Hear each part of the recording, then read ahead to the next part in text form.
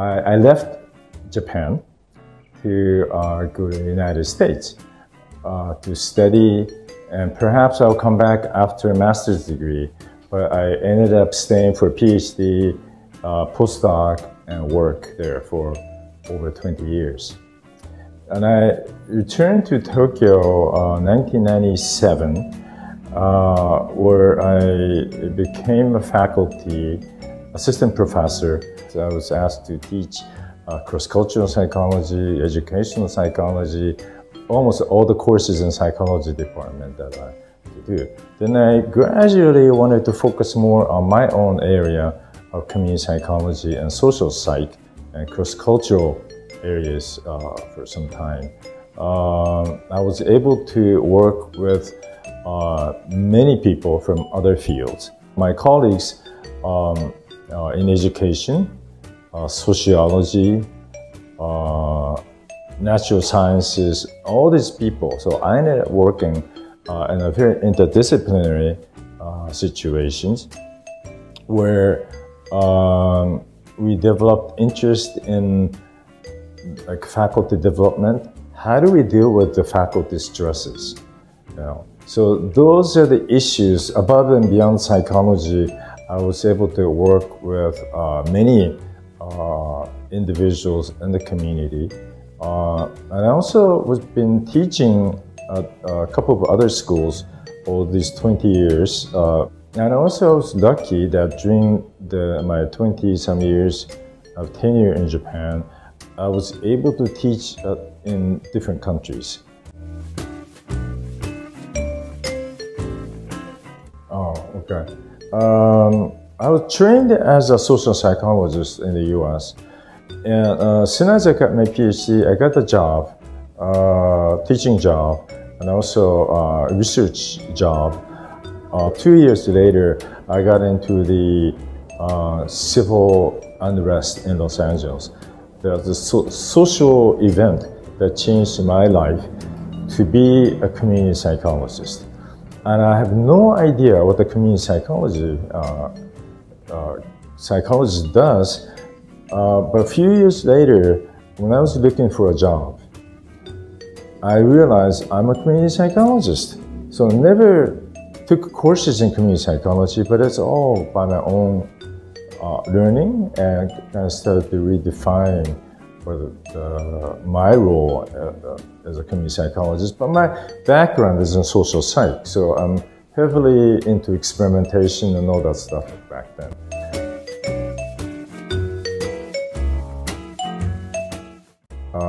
I think I was so lucky to work with the different ethnic minority communities in the US. I worked with Chinese, Koreans, Samoans, Filipinos, a Thai community, Russian communities, and Mexican American communities.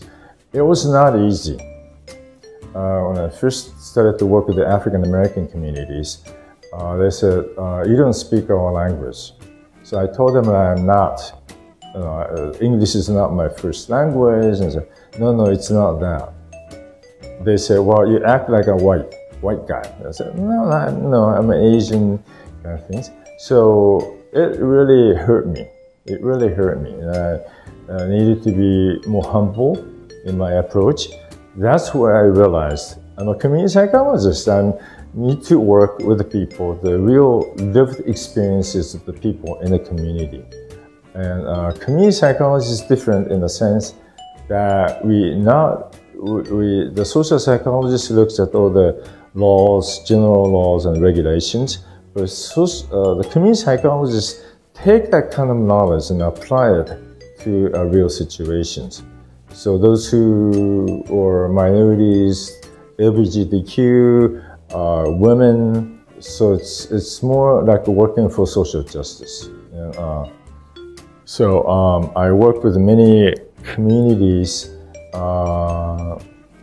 where I did intervention programs, did an evaluation of such intervention programs and stuff. So I enjoy what I do, but as you get older, I think it's kind of hard to move around. I still move around quite a bit. I travel a lot.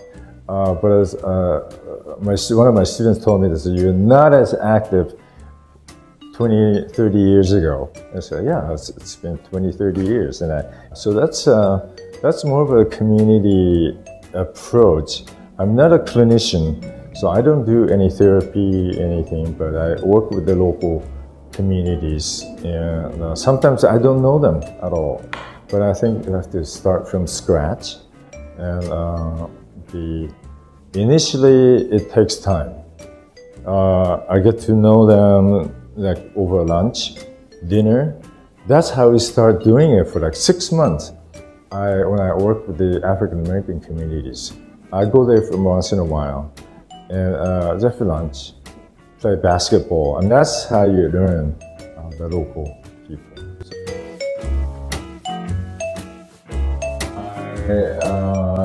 I think that one of the luckiest things is that you get to expose yourself to all kinds of people, all kinds of life experiences, and you kind of enrich your life. And it's not easy.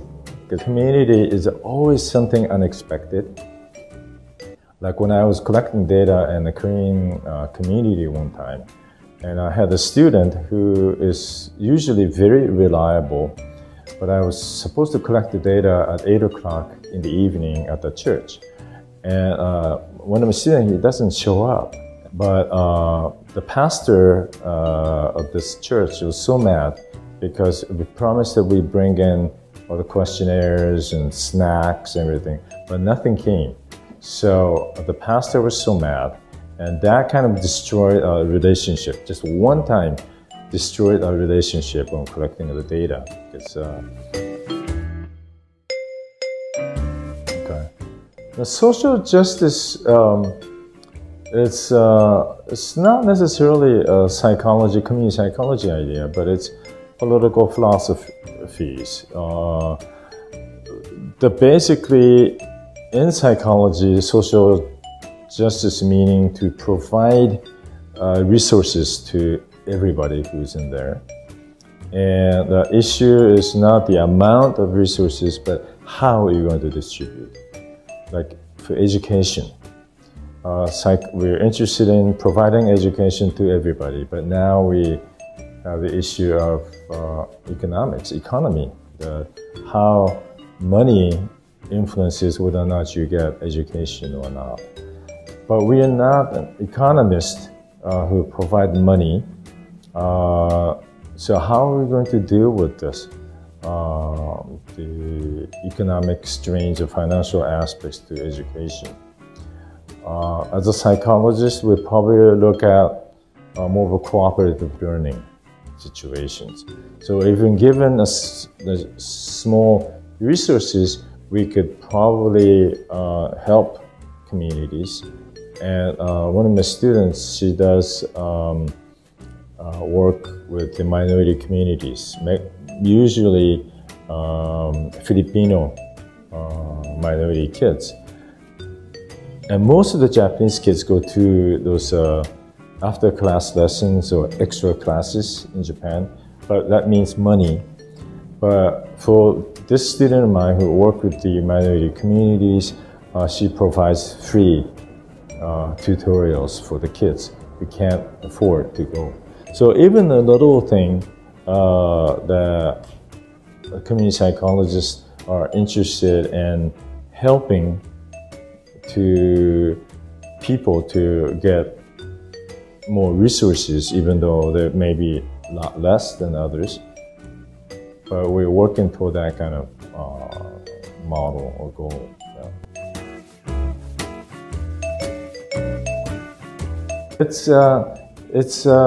You're not going to come out and say, okay, here's social justice project. It's not. Social justice is really the perspective or value orientations. If you look at the poor community, if you look at the minorities, the kids are not getting education. That's why maybe doing bad in his or her life.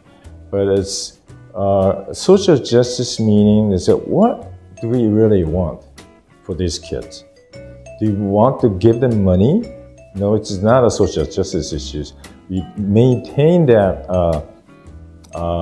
if you give them money, that maintains this sort of sense of injustice, because they always feel that, oh, we are poor, we don't have the money.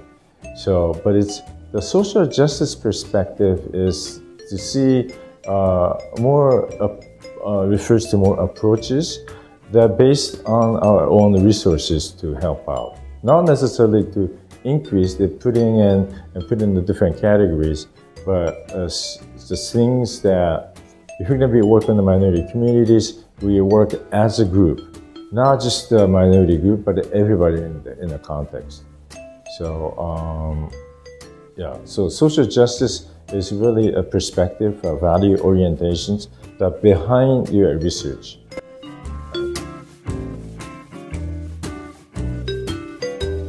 Oh, I think it's, I've been living through the Asian American experiences, and living in Japan it's not easy.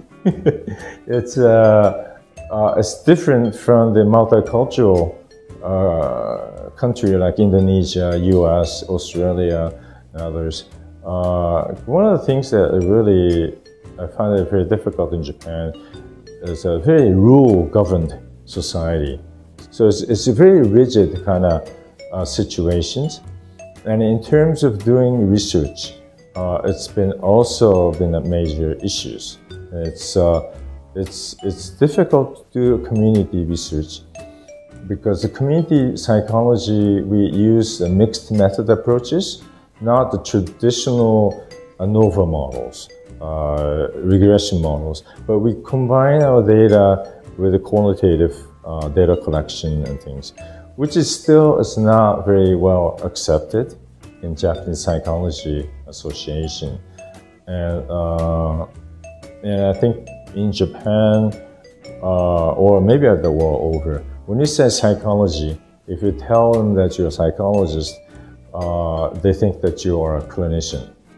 We don't provide clinical services, but we help out the communities, and we work with the lived experiences of the minority communities. So working with Asian American communities and working with Korean in Japan, it's been a big challenge, but it also an opportunity to work with a different community that basically enrich our lives and our own identity as a psychologist.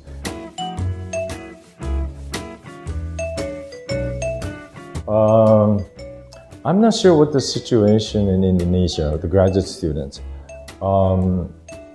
but I would just finish up schools. I finish up degrees, higher degrees, and then I used to do a lot of research assistance with the professors. So I worked on different projects, and you won't get paid anything, but I see it as an experience. Okay? So you expose yourself a lot, but sometimes the graduate students now say, I have this particular agenda, I wanted to get this done. So, but first you need to learn how to do research, and that's how you kind of your professor provide apprenticeship for how you do research, how you look at the things, how you look at the issues from a social justice perspective. And it's kind of hard to identify people who have this more social justice perspectives in psychology, because we've been trained not to be bothered by the value of beliefs. And so that's something that if you're lucky, you meet someone, you meet a professor or a professional psychologist who can guide you through. Because you're young, you need to be learning a lot from other people, but by helping and working with the professors. And I used to do a lot of traveling when I was a graduate student with the professors. So go to conferences and meet with other people, and he or she introduces you to someone that he or she knows.